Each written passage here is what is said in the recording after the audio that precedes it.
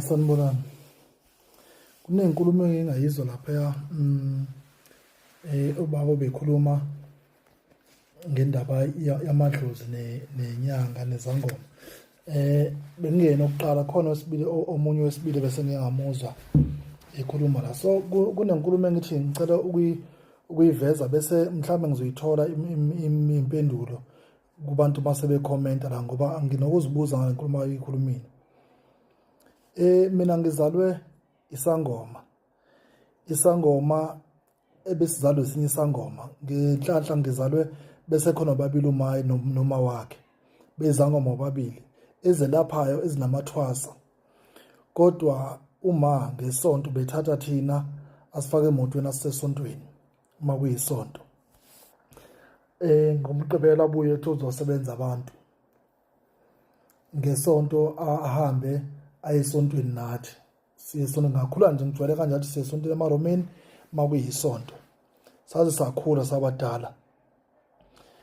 Sengiyasebenza manje, ngimdala, ngiyasebenza ngumelaphi ngesiZulu.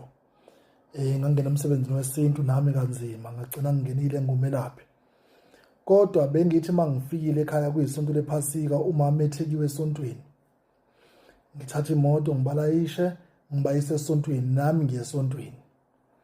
Angihlali ngaphandle, ngihlala phakathi esontweni njalo sengathi uma kuyinkonzo yephasika sobe sisemaRomeni esontweni.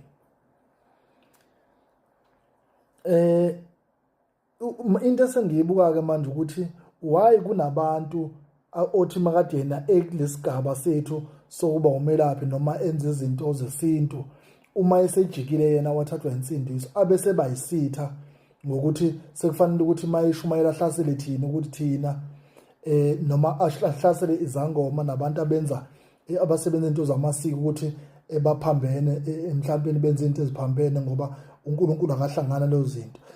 Kanti isonto likhethe amabala yini? Ngoba phela sathi isonto inkolo, indlu yaNkulunkulu edinga wonke uhlobo lomuntu. And uma uthi labo bantu abanjengalaba ubabizele esontweni ukuzobaphendula, ubabizele ukuzobahlukumeza baphume, isonto kane labantu abanjani? Abantu abakholwa kuphela nabadingeka lapha esontweni. Uma kuwa abantu abakholwa kuphela babekhona lana abashumayeli bazoshumayeza abani? Bona labantu abavele belapha. Kanti umuntu ophendulwayo onjani? Ngoba phela intshumayelo kufanele kube ukuthi kunabantu abaphendula abantu kade engakholwa abonakala esekholwa, hayi ukuthi umuntu okholwa ayahlukumeza abantu abangakholwa ngokuthi kufanele bagcine bengasacabanga ukuya esontweni. Ngoba senginawo ukuzibuza ukuthi yini esiyiyele esontweni mangabe abantu akade benathi kulo msebenzi, ngoba uyazisho athi